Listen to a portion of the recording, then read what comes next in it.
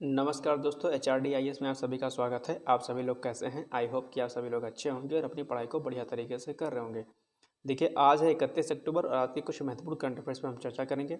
उसके पहले अगर चैनल पर आप लोगों में से कोई भी नया है तो आप लोगों से रिक्वेस्ट है कि प्लीज़ चैनल को लाइक कर दें, शेयर कर दें, सब्सक्राइब कर दें ताकि कोई भी अपडेट हो सबसे पहले आप सभी लोगों तक पहुँचती रहे।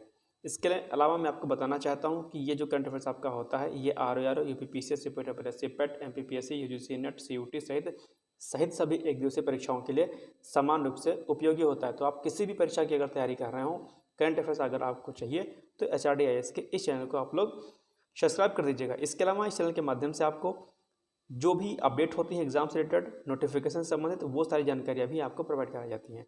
चलिए बिना देरी किए आज का सेशन स्टार्ट करते हैं और देखते हैं कि आज का पहला प्रश्न हमारा क्या है। पहला प्रश्न है कि दिव्यांग जन सशक्तिकरण विभाग सरदार पटेल की वर्ष 2023 में उनकी जयंती को किस रूप में मना रहा है? तो इसका जो राइट आंसर है वो जाएगा राष्ट्रीय एकता दिवस के रूप में जो है उनकी जयंती को इस बार मना रहा है दिव्यांग जन सशक्तिकरण विभाग। इंपॉर्टेंट प्रश्न है, ध्यान रखिएगा। आइए इसकी व्याख्या देखते हैं कि सामाजिक न्याय और अधिकारिता मंत्रालय के अंतर्गत दिव्यांगजन सशक्तिकरण विभाग भारत के लौह पुरुष सरदार वल्लभ भाई पटेल की 148वीं जयंती के अवसर पर 31 अक्टूबर 2023 को राष्ट्रीय एकता दिवस के रूप में मनाएगा। ध्यान रखिएगा। इसमें दूसरा जो प्रश्न बन जाएगा वो बन जाएगा कि इस वर्ष सरदार वल्लभ भाई पटेल की कौन सी जयंती बनाई जा रही है? तो आपको तुरंत बताना है 148वीं जयंती। आइए दूसरा प्रश्न देखते हैं। वर्ल्ड ऑक्यूपेशनल थेरेपी डे कब मनाया गया? इसका जो राइट आंसर हो जाएगा सी, यानी कि 27 अक्टूबर 27 अक्टूबर को। आइए इसकी व्याख्या देखते हैं। वर्ल्ड ऑक्यूपेशनल थेरेपी डे हर साल 27 अक्टूबर को मनाया जाता है। यह दिवस पेशेवर चिकित्सा के उद्देश्यों एवं लक्ष्यों को बढ़ावा देता है। इसकी जो थीम है ये इंपॉर्टेंट है, ध्यान रखिएगा।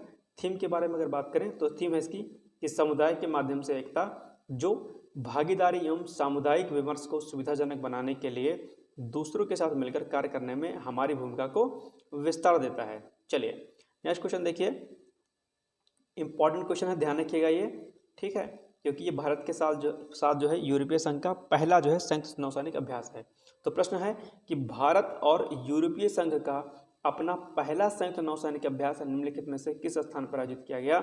इसका जो राइट आंसर है वो आ जाएगा बी, यानी कि गिनी की खाड़ी में। मोस्ट इंपॉर्टेंट क्वेश्चन है, ध्यान रखिएगा। आइए इसकी व्याख्या देखते हैं कि व्याख्या के अंतर्गत भारत और यूरोपीय संघ, जिसे हम EU भी बोलते हैं, ने अपना पहला संयुक्त नौसैनिक अभ्यास गिनी की खाड़ी में आयोजित किया। नेक्स्ट क्वेश्चन है जो कि मोस्ट इंपॉर्टेंट है, ध्यान रखिएगा। उत्तर प्रदेश से रिलेटेड क्वेश्चन है ये। और अगर किसी भी प्रश्न में अगर उत्तर प्रदेश जो है किसी उद्देश्य की पूर्ति कर लेता है या शीर्ष स्थान पर रहता है तो ऐसे प्रश्न आपकी परीक्षा में आने की संभावना उनकी बढ़ जाती है, ध्यान रखिएगा। तो प्रश्न है कि हर घर जल योजना, जो कि बहुत चर्चा में है, आप सभी लोगों को पता होगा, ग्रामीण क्षेत्र से होंगे तो भी आपको पता होगा हर घर जल योजना के बारे में। तो हर घर जल योजना के तहत नल कनेक्शन देने के मामले में शीर्ष स्थान पर निम्नलिखित में से कौन सा प्रदेश है? इसका जो राइट आंसर हो जाएगा वो हो जाएगा उत्तर प्रदेश। आइए इसकी व्याख्या देखते हैं। अक्टूबर 2023 तक हर घर जल योजना के तहत नल कनेक्शन देने के मामले में उत्तर प्रदेश का देश में शीर्ष स्थान है। इसके अलावा हर घर जल योजना को कब शुरुआत किया गया था? इसकी शुरुआत अगस्त 2019 में की गई थी, ध्यान रखिएगा। उद्देश्य की बात करें तो इसका उद्देश्य घरेलू नल कनेक्शन के माध्यम से प्रत्येक ग्रामीण परिवार को प्रति व्यक्ति 55 लीटर जल की आपूर्ति करना है, ध्यान रखिएगा। और ये प्रश्न जो है आपके हर घर जल योजना जो है आपके मुख्य परीक्षा की दृष्टि से भी महत्वपूर्ण है कि किस तरीके से ग्राउंड वाटर लेवल को मेंटेन किया जाएगा, पोल्यूटेड वाटर को सही किया जाएगा। तो ये कई सारे पॉइंट्स इसमें आएंगे, आप लोग मेंस के पॉइंट ऑफ व्यू से भी इसको देख लीजिएगा। चलिए नेक्स्ट क्वेश्चन है, सरदार पटेल का जन्म हुआ था, कब हुआ था? आपको इसका राइट आंसर देना है तुरंत। इसका राइट आंसर है हो जाएगा ए, यानी कि 31 अक्टूबर को। आइए इसकी व्याख्या देखते हैं कि सरदार पटेल का जन्म 31 अक्टूबर 1875 यानी कि 31 अक्टूबर 1865 को 31 अक्टूबर 1875 को हुआ था।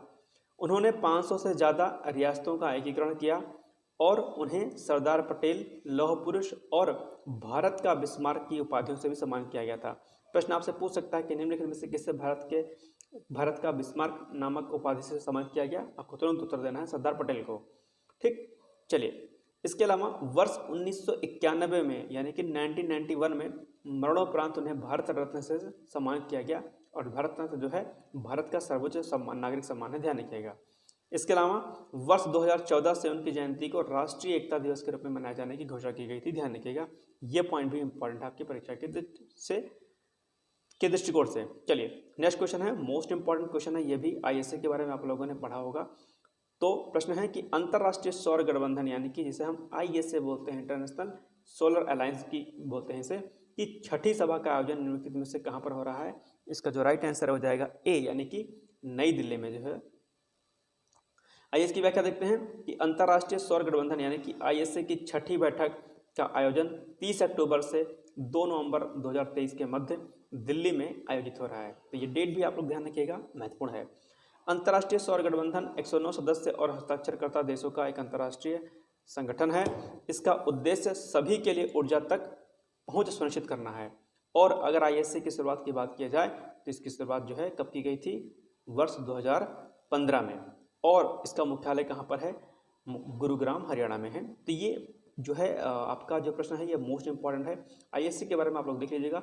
आईएसए न सिर्फ आपके प्री के पर्सपेक्टिव से इंपॉर्टेंट है बल्कि मेंस में भी आईएसए के उद्देश्य, आईएसए का भारत पर पड़ने वाला प्रभाव और किस तरीके से भारत जो है आईएसए को लीड कर रहा है, ठीक है, और इसकी क्या जो है भूमिका अंतर्राष्ट्रीय स्तर पर है और किस तरीके से अंतर्राष्ट्रीय सौर गठबंधन जो है जो पॉल्यूशन जो हो रहा है उसको रोकने के लिए एक क्रांतिकारी कदम के रूप में साबित हो रहा है। तो इस प्रकार से आप लोग जो है मुख्य परीक्षा के दृष्टिकोण से भी इसको आप लोग तैयार कर लीजिएगा अगर आप यूपीएससी और यूपीपीसीएस या अन्य राज्य लोक सेवा आयोग की सिविल सर्विसेज परीक्षा की तैयारी कर रहे होंगे। अब आज का प्रश्न आप लोगों के लिए है कि हाल ही में इंडिया मोबाइल कांग्रेस के 7वें संस्करण का उद्घाटन समारोह कहाँ पर आयोजित किया गया? आपके ऑप्शन हैं ए अहमदाबाद, या बी लखनऊ, या सी नई दिल्ली, या डी पटना। आपको कमेंट बॉक्स में जाकर के अपने आंसर्स को देना है। ध्यान रखिएगा, भूलना नहीं है। सर्च करिएगा, अगर नहीं आता है गलत सर्च करें, सही सर्च करें। सर्च करने की हैबिट अपने अंदर जरूर डालिएगा, तो ये चीज़ आपको काफ़ी बेनिफिशियल साबित होगी। इसके अलावा आपको बता दूं कि हमारे पास कल एक क्वेरीज आई थी कि सर कुछ टास्क हमको दिया जाए और उस टास्क को हमें कंप्लीट करना रहे ताकि, तो इसी क्रम में कल से आप लोगों के लिए कुछ टास्क जो है जीएस के दिए जाएंगे और अगर सब कुछ ठीक ठाक रहा तो कुछ ऑब्जेक्टिव क्वेश्चंस भी जीएस के जो है आपको 5 से 7 क्वेश्चन जो है आपको डेली मिलना शुरू हो जाएंगे, जो कि मोस्ट जो है इम्पॉर्टेंट आपके होंगे। ठीक है, तो ये सीरीज हम अगर सब कुछ ठीक रहा तो कल से हम स्टार्ट कर देंगे, टास्क देंगे और उसी टास्क के बिहाफ पर हम आपको वो ऑब्जेक्टिव 5 से 7 जो है क्वेश्चंस जो है मोस्ट जो एक्सपेक्टेड क्वेश्चंस होंगे जो एग्जाम में आने वाले वो हम आपको कराएंगे। ध्यान रखिएगा। चलिए फिर आज का सेशन यही एंड करते हैं और मिलते हैं कल एक नए सेशन का। तब तक आप सभी लोग पढ़ते रहिए, मस्त रहिए, व्यस्त रहिए, पूरी शक्ति लगाइए, पूरी एनर्जी लगाइए अपनी तैयारी में।